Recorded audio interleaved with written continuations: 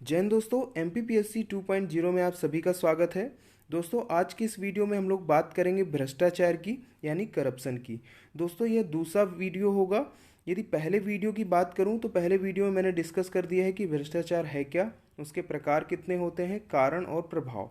तो वो वीडियो आप प्लेलिस्ट पे जाके देख सकते हैं।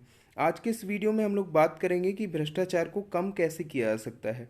टॉपिक में ये देखेंगे आप सिलेबस में, तो उसमें लिखा हुआ है कि भ्रष्टाचार को अल्पतम करने के उपाय। दोस्तों, यह video MPPSC mains paper 4 ethics से संबंधित है। इसके साथ साथ सभी स्टेट पीसीएस के लिए भी उतना ही महत्वपूर्ण होगा। तो चलिए स्टार्ट करते हैं। दोस्तों, सबसे पहले मैं आपको बता दूं कि यदि ये प्रश्न आपको लिखने के लिए आ जाएगा तो किस प्रकार से लिखेंगे वो जानना ज़्यादा ज़रूरी है। ठीक है, तो इसे दो तरीके से लिखा जा सकता है। पहला, यदि आप बिंदुवार लिखेंगे तो वो भी आपके लिए सही होगा, क्योंकि 1.5 पेज में उत्तर लिखने होते हैं इसमें। और यदि आप इस तरीके से भी लिखें तब भी आपका 1.5 पेज में कंप्लीट हो जाएगा। पहला, यदि आप लिख दें कि सरकार के द्वारा किए गए प्रयास। दूसरा, आप लिख सकते हैं इसमें अन्य करके, और अन्य में ये सारी चीज़ें लिख सकते हैं जो मैंने इसमें लिखी हैं, जो अब मैं अभी आपसे कुछ देर बाद डिस्कस करूँगा। ठीक है, तो सबसे पहले जो इसमें मैंने लिखा है उसके हिसाब से बात कर लेते हैं कैसे लिखेंगे। ठीक है, तो सबसे पहले देखते हैं कि सरकार के द्वारा कुछ उपाय किए गए हैं, उनको देख लेते हैं वन बाय वन कि इन्होंने क्या क्या उपाय किए हैं। ठीक है, चलिए देखते हैं। सबसे पहला था भ्रष्टाचार निवारण अधिनियम 1947। इसके बाद इसमें संशोधन किए गए 52, 64, और वर्तमान में जो आप स्वरूप देख रहे हैं वो 1988 का भ्रष्टाचार निवारण अधिनियम 1988 है। ठीक है, ये आप आपके पेपर में जो पेपर 2 है उसमें भी आप ये पढ़ सकते हैं। नेक्स्ट है आपका केंद्रीय सतर्कता आयोग एवं राज्य सतर्कता आयोग। नेक्स्ट है आपका प्रवर्तन निदेशालय, जिसे आप ईडी के नाम से भी जानते हैं, इन्फोर्समेंट डायरेक्टरेट। ठीक है, इसके बाद आपका केंद्रीय अन्वेषण ब्यूरो है, जिसे आप सीबीआई के नाम से जानते हैं। इसके बाद लोकपाल और लोकायुक्त। इसके बाद देखते हैं सूचना का अधिकार अधिनियम 2005। इसके बाद इसमें देख लेते हैं विसिल ब्लोअर कानून 2011 और लोक सेवा गारंटी अधिनियम 2010। तो इस तरीके से कुछ सरकार के द्वारा कुछ उपाय किए गए हैं। तो स्टार्टिंग आप करेंगे तो इन बिंदुओं के आधार पर करेंगे कि इस तरीके से सरकार ने कुछ प्रयास किए हैं जिससे भ्रष्टाचार को कम किया जा सकता है या अल्प किया जा सकता है। इसके बाद जब आप लिखेंगे तो इन बिंदुओं से आप इसे स्टार्ट करेंगे। ज़्यादा डिस्क्राइब करने की इनको ज़रूरत नहीं है, इनको आप थोड़ा थोड़ा डिस्क्राइब कर दें तो आपका 1.5 पेज में आपका उत्तर ये कंप्लीट हो जाएगा। सबसे पहले देख लेते हैं इनके बारे में। ये 3-3 नंबर में प्रश्न पूछ लिए जाते हैं, तो थोड़ा थोड़ा आपको जानकारी सभी के बारे में होनी चाहिए। ठीक है, सभी के बारे में डिस्कस नहीं करूंगा, कुछ हैं जो आपको पॉलिटी में मिल जाएंगे, उनके लिए आप पढ़ चुके होंगे या बाद में कोई वीडियो बनेगा उसमें आपको बता दिया जाएगा, क्योंकि काफ़ी बड़े वीडियो बनने से फिर ज़्यादा समय लग जाता है और फिर उसमें पढ़ने में अच्छा नहीं लगता। ठीक है, तो छोटे वीडियो में कवर करेंगे। सबसे पहले देख लेते हैं कि भ्रष्टाचार निवारण अधिनियम 1947, क्योंकि ये पहला अधिनियम था तो आपसे ये प्रश्न पूछा जा सकता है कि भ्रष्टाचार निवारण अधिनियम 1947 लिख के छोड़ देगा और आपको 3 बिंदु इसमें लिखने होंगे। तो सबसे पहले तो यही जान लीजिए कि यह भ्रष्टाचार से संबंधित था, पहला ही लिख सकते हैं। ठीक है, पहला कानून बनाया गया था भ्रष्टाचार को नियंत्रण करने के लिए, पहला बिंदु हो जाएगा। दूसरा लिख सकते हैं यदि आप लिखना चाहें तो इसका संबंध किससे था, तो भ्रष्टाचार को अल्पतम करने से या भ्रष्टाचार को नियंत्रण करने से, दूसरा वही चीज़ हो जाएगी। ठीक है, जिस तरीके से भी आप लिखना चाहें। इसके साथ साथ ये लिख सकते हैं आप इसमें कि जो सजा का इसमें प्रावधान था वो कम से कम 1 वर्ष था और ज़्यादा से ज़्यादा 7 वर्ष था। दूसरा बिंदु हो जाएगा सजा, लिख के आप आगे उसका कितने वर्ष था वो लिख सकते हैं।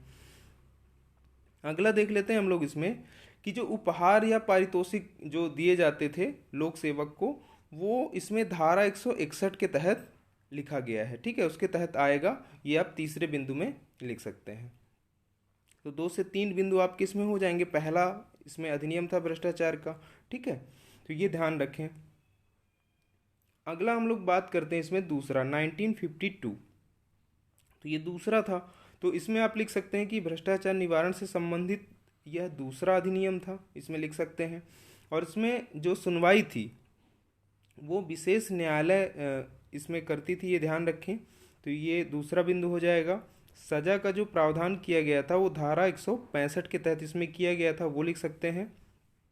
और इसमें सजा की यदि बात करेंगे आप, तो 2 वर्षों की बजाय इसमें 3 वर्ष कर दिया गया था। तो ये तीसरा बिंदु आपका हो जाएगा। ठीक है, ये ध्यान रखें। और धारा 165 का इसमें जोड़ा गया था, जो अपराधों के दुष्प्रेरित होने से उससे संबंधित था। ठीक है, तो ये ध्यान रखें। तो 2-3 बिंदु इसमें भी आप लिख सकते हैं। नेक्स्ट आपका जो हो जाएगा, इसमें 88, 64 इतना कोई इम्पोर्टेंट नहीं है, तो उसको आप इग्नोर कर दीजिएगा, या आप पढ़ना चाहे तो पढ़ सकते हैं। 1988 इम्पॉर्टेंट है आपको, वो आप ध्यान रखिएगा, तो उसको आप पढ़ लें। तो ये सबसे नवीनतम है, ध्यान रखें। इसमें पहला बिंदु हो जाएगा, यह भ्रष्टाचार को कम करने हेतु सबसे नवीनतम संशोधन अधिनियम है, पहला बिंदु हो जाएगा, इसे आप अच्छे से पढ़ लें। दूसरा इसमें आप लिखेंगे कि इसके अंतर्गत लोक सेवक की जो परिभाषा है उसका विस्तार किया गया था, और लोक कर्तव्य की नवीन अवधारणा को इसमें प्रस्तुत किया गया था, दूसरा बिंदु हो जाएगा। तीसरा लिख लें इसमें कि जो सुनवाई थी इसमें, तो विशेष न्यायालयों द्वारा इसमें सुनवाई की जाती है, ये ध्यान रखें।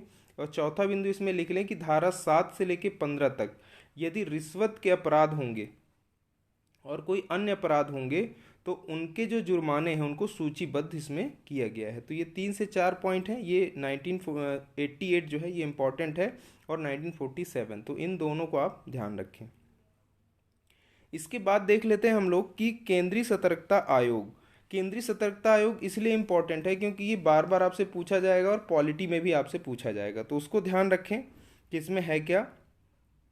तो सबसे पहले वही चीज़, जो इसकी स्थापना कब है, तो स्थापना की यदि बात करें तो 1964 में स्थापना हुई थी। और संथानम समिति आप ध्यान रखें इसमें, ठीक है, संथानम समिति की सिफारिश पर या अनुशंसा पर आप इसमें लिख सकते हैं कि इसका गठन हुआ था। दूसरा बिंदु इसमें आप लिख सकते हैं कि यह एक परामर्शदात्री निकाय है। ठीक है, ये केवल परामर्श दे सकता है, और इसके पास कोई न्यायिक शक्ति नहीं होती है। ठीक है, दूसरा बिंदु आपका हो जाएगा। तीसरा बिंदु लिख सकते हैं आप इसमें कि जो वार्षिक रिपोर्ट है, तो वार्षिक रिपोर्ट यह गृह मंत्रालय को देता है, और हर वर्ष देता है, प्रतिवर्ष देता है। ठीक है, तो ये ध्यान रखें, तीसरा बिंदु हो जाएगा। छोटे छोटे बिंदु लिखें जिसमें आपको आसानी रहे। आप लिखना चाहते हैं तो इसमें ये भी लिख सकते हैं कि इनके जो पहले अध्यक्ष थे जो सीवीसी के, वो नित्तूर श्रीनिवास जी थे। ठीक है, तो ये लिख सकते हैं। वर्तमान में तो संजय कोठारी जी हैं, आपको शायद याद होगा, तो आप लिख सकते हैं वो भी। ठीक है, तो इस तरीके से 2-3 बिंदुओं में आप लिख सकते हैं। और किस लिए है सीवीसी, तो आपको पता है कि केंद्र सरकार के जो जितने भी विभाग हैं, उपक्रम हैं, उनको भ्रष्टाचार वगैरह रोकने के लिए। ठीक है, तो ये इसमें आप आसानी से लिख पाएंगे।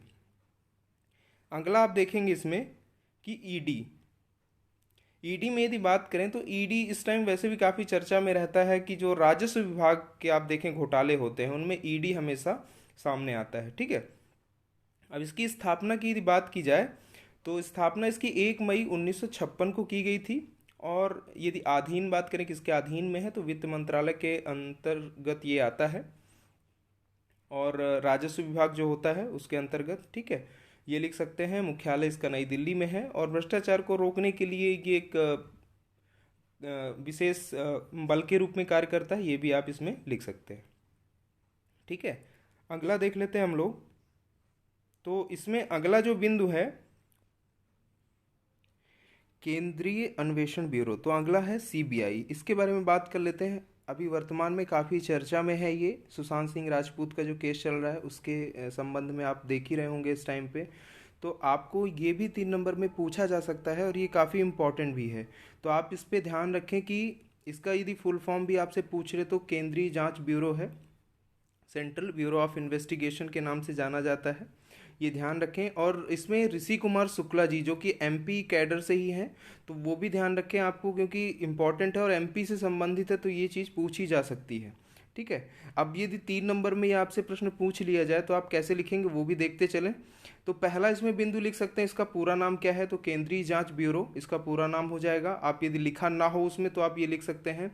दूसरा आप लिख सकते हैं कि संघीय सरकार या केंद्र सरकार की प्रधान जांच एजेंसी है। ठीक है, मुख्य जांच एजेंसी के रूप में कार्य करती है। ठीक है, और इसमें अगला बिंदु आप लिख सकते हैं, इनके जो वर्तमान अध्यक्ष हैं ऋषि कुमार शुक्ला, वो भी आप लिख दीजिए। आप इसमें ये लिख सकते हैं कि इसमें 3 यूनिटें होती हैं जो मुख्य रूप से कार्य करती हैं। तो इसमें जो पहली यूनिट होती है उसे भ्रष्टाचार निवारण खंड के रूप में जाना जाता है। दूसरा यदि बात करें तो आर्थिक अपराध खंड के रूप में, और तीसरा विशेष अपराध खंड के रूप में जाना जाता है। ठीक है, तो इस तरीके से आप कॉमा कर करके लिख सकते हैं कि तीन ये होती हैं। उसके बाद ये भ्रष्टाचार निवारण खंड की बात की जाए तो इसमें जो लोक सेवक लोग जो भ्रष्टाचार करते हैं ना, उनके बारे में इसमें ध्यान रखा जाता है, उनके लिए इसमें प्रावधान किए गए हैं। ठीक है, और इसके बाद देख लेते हैं जो आर्थिक अपराध खंड है, तो इसमें आर्थिक जो मामले होते हैं सभी जानते हैं, उससे जुड़े जो अपराध हैं उसको ये डील करती है।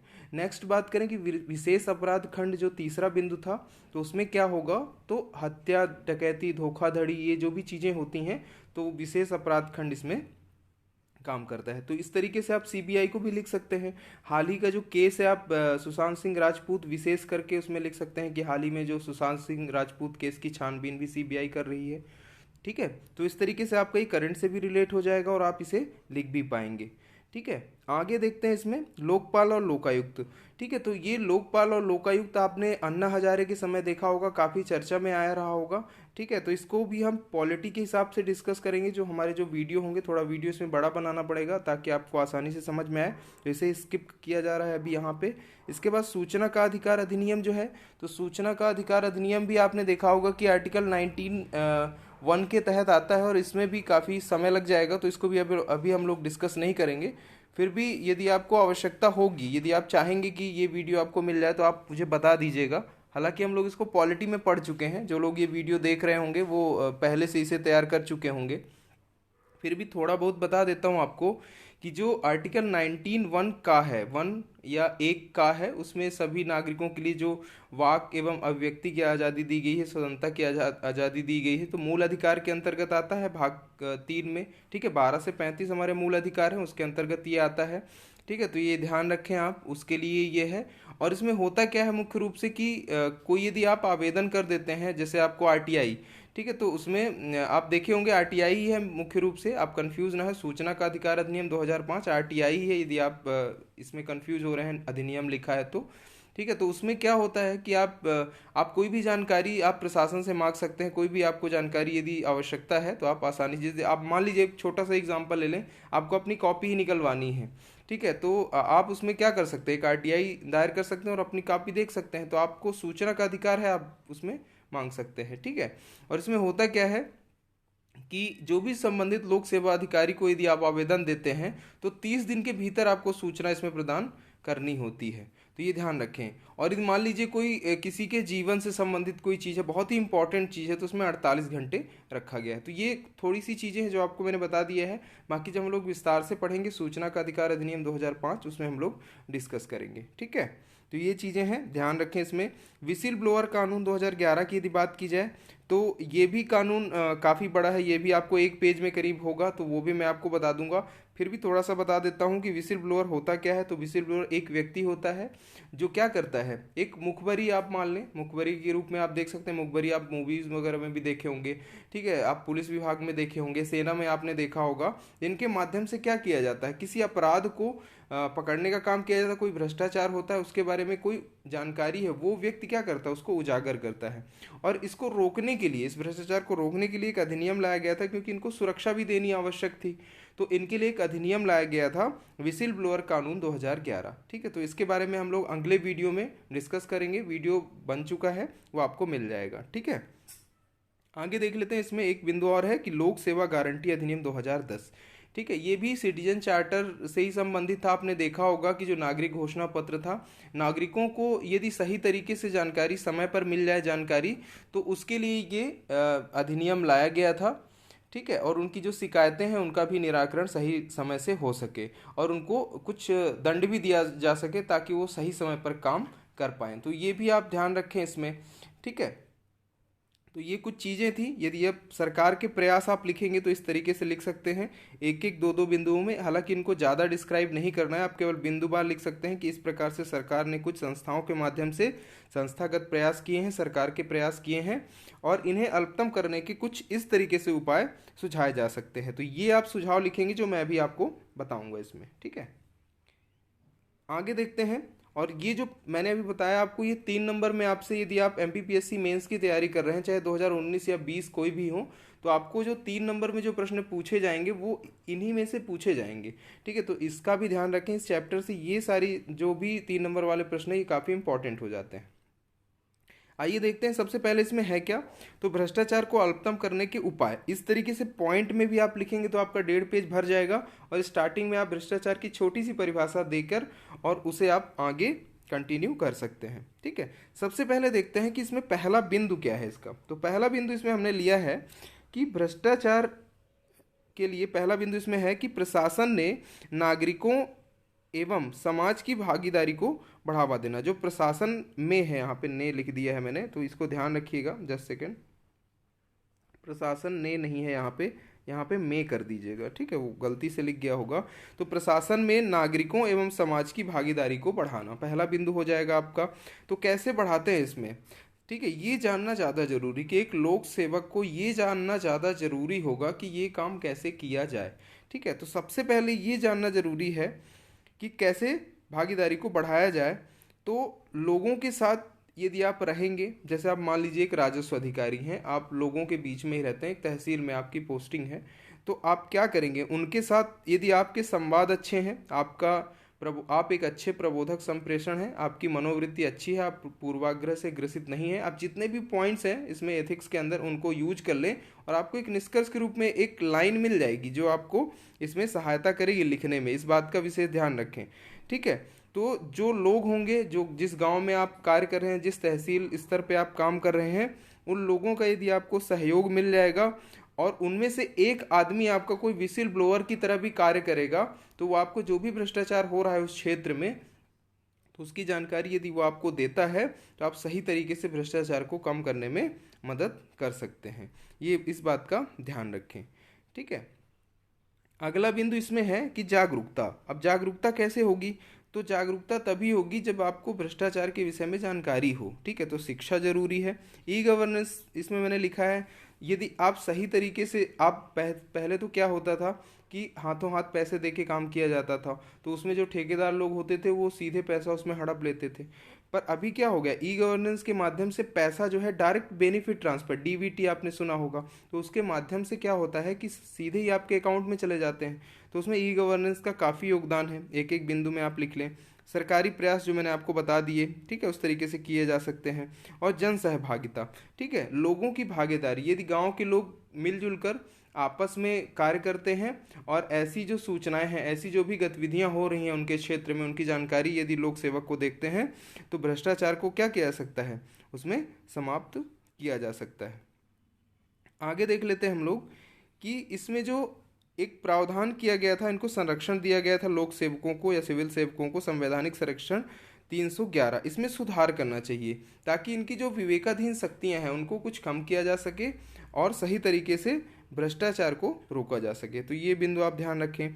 आचरण संहिता को कठोर बनाया जाना, तो आचरण संहिता, जो इनकी आचार संहिता बनाई जाती है, आपने देखा होगा आचरण और आचार संहिता, इन दोनों को क्या किया जाए, मजबूत बनाया जाए, कठोर बनाया जाए, ताकि क्या हो कि इसमें जो नियम कानून जो लिखे गए हैं एक प्रशासन में, एक संगठन में रहने के लिए, उनका ये सही तरीके से पालन करें।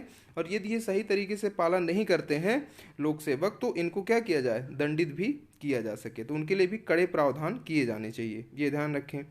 कर सुधार व उनमें पारदर्शिता लाना, तो जो कर सुधार हैं, आप देखें अभी जीएसटी जैसे लाया गया है, बहुत सारे करों को मर्ज करके, और उनमें से बहुत सारे अलग अलग स्लैब बना दिए गए हैं। ठीक है, तो इस तरीके से करों में सुधार करने की आवश्यकता है और पारदर्शिता लाने की आवश्यकता है कि कितना कर इसमें दिया जा रहा है, सभी में अलग अलग डिवाइड किया जा रहा है, तो किसको कितना मिलना चाहिए, किसको क्या नुकसान हो रहा है इसमें, तो इसमें सही तरीके से पारदर्शिता हो तो काम सही तरीके से हो जाएगा। और इसको निगरानी करने के लिए एक समिति वगैरह बनाई जाए ताकि सही समय समय पर इनका मूल्यांकन भी हो सके। तो इस तरीके से आप 2-2, 3-3 लाइन में डिस्क्राइब करके लिख सकते हैं।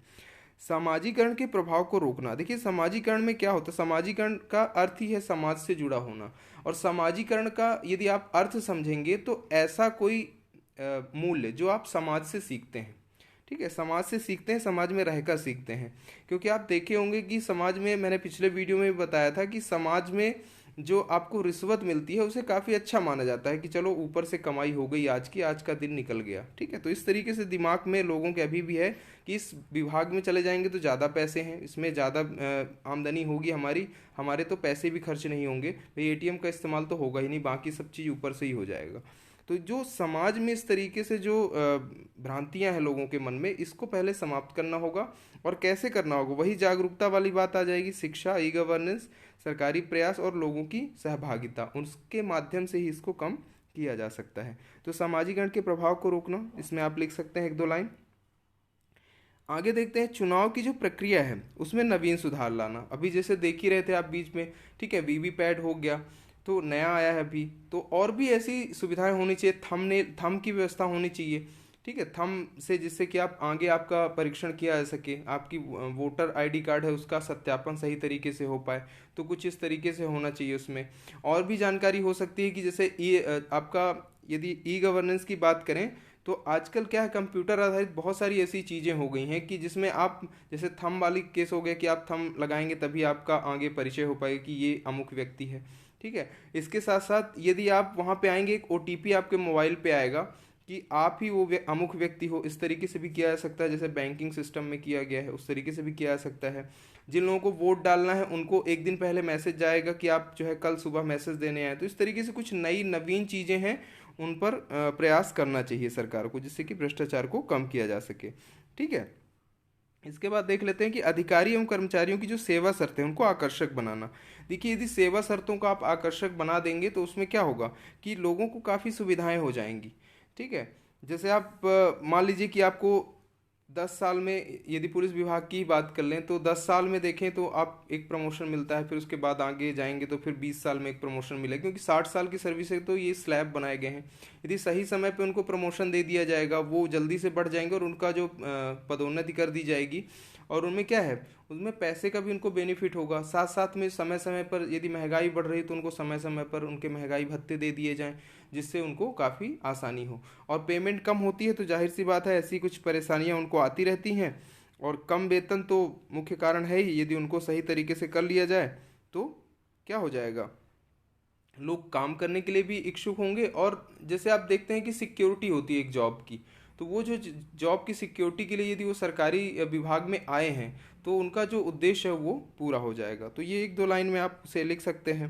ठीक है, बीच बीच में उनको आप रिवार्ड भी दे सकते हैं, कुछ ऐसे उपहार भी दे सकते हैं जिससे कि उनका मोटिवेशन बना रहे। ठीक है, अभिप्रेरणा के लिए ये सारी चीज़ें करनी चाहिए। ठीक है, तो हो जाएगा उनका। सेवा शर्तों में आकर्षक जो नियम है वो लागू कर दिए जाएं तो सही तरीके से काम हो सकता है। इसके बाद जो अधिकारियों की जो विवेकाधीन शक्तियां हैं उनको कम कर देना चाहिए। ठीक है, तो इससे क्या होगा, जो विवेकाधीन शक्तियां हैं, जैसे मान लीजिए कोई राजस्व अधिकारी हैं या जिलाधीश महोदय, उन्होंने क्या किया कि उनके पास कुछ शक्तियां होती हैं जिसके आधार पर वो निर्णय ले सकते हैं। तो वो क्या कर सकते हैं, वो या तो राजनीति क्षेत्र के जो लोग हैं उनसे मिल सकते हैं, या वहाँ के जो लोकल जो बाहुबली लोग हैं उनसे मिलकर अपना काम निकलवा सकते हैं। तो उनकी जो ये शक्तियाँ हैं उनको थोड़ा सा कम कर देना चाहिए ताकि सही तरीके से काम हो पाए।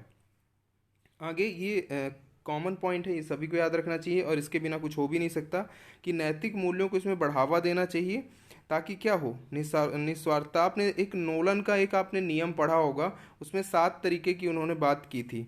ठीक है, ब्रिटिश मूल के थे शायद, तो एक बार आप देख लीजिएगा, नोलन का नियम आपको पूछा जा सकता है, तो उसमें भी आप इसमें ध्यान रखें। तो उसका भी संबंध भ्रष्टाचार से ही है, नोलन रिपोर्ट का। ठीक है, ब्रिटिश की एक समिति थी, तो आप उसको एक बार ध्यान दे लीजिएगा। उसमें 7 तरीके के सिद्धांत बताए गए थे जिसमें से कुछ प्रमुख थे, मुझे याद आ रहे थे तो मैंने इसमें लिख दिए हैं।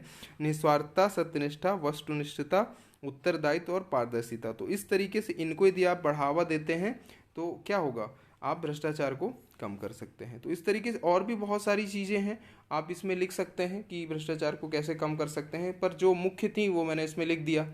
ठीक है, और जो इसमें बाकी चीज़ें हैं, यदि आप ऐसे धीरे धीरे पढ़ते रहे तो आपको अपने आप ही समझ में आ जाएगा कि कैसे हो। जैसे आप देखते होंगे कि आप किसी भी विभाग में जाते हैं तो उसमें इतनी ज़्यादा कागजी कार्रवाइयाँ हैं कि वो बेचारा परेशान हो जाता है, और अभी भी समाज गांव का इतना ज़्यादा पढ़ा लिखा नहीं है कि वो सब काम आसानी से कर पाए। तो प्रशासनिक जो कार्रवाइयाँ हैं, प्रक्रियाएँ हैं, उनको भी काफ़ी सरल बनाना चाहिए ताकि एक आम व्यक्ति जो है वो सही तरीके से काम को कर पाए और अपनी जो ज़रूरतें हैं उनको पूरा कर पाए। ठीक है, तो ये भी आप ध्यान रखें।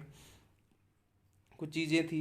ठीक है, तो इतने पॉइंट काफ़ी हैं आपको भ्रष्टाचार को कम करने में। आप लिख सकते हैं, पहले सरकारी प्रयास लिख दें, उसके बाद कुछ ये बिंदु जो मैंने लिखे हैं इनको आप लिख सकते हैं, और आपका उत्तर आप सही तरीके से लिख पाएंगे। तो आज का वीडियो यहीं समाप्त करते हैं, और नेक्स्ट वीडियो में हम लोग बात करेंगे कि विसिल ब्लोअर संरक्षण अधिनियम 2011 क्या है।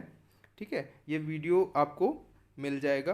तो आज हम अपने वीडियो को यहीं पर समाप्त करते हैं, और नेक्स्ट वीडियो में हम लोग बात कर लेंगे कि विसिल ब्लोअर क्या है, आवश्यकता क्यों है, उसके बाद उसकी विशेषताएं देख लेंगे और चुनौतियां। ठीक है, तो इस तरीके से आपका वीडियो समाप्त हो जाएगा। और आज आपने ये वीडियो देखा, आपको कैसा लगा कमेंट के माध्यम से बताएं, और अपने दोस्तों को भी शेयर करें।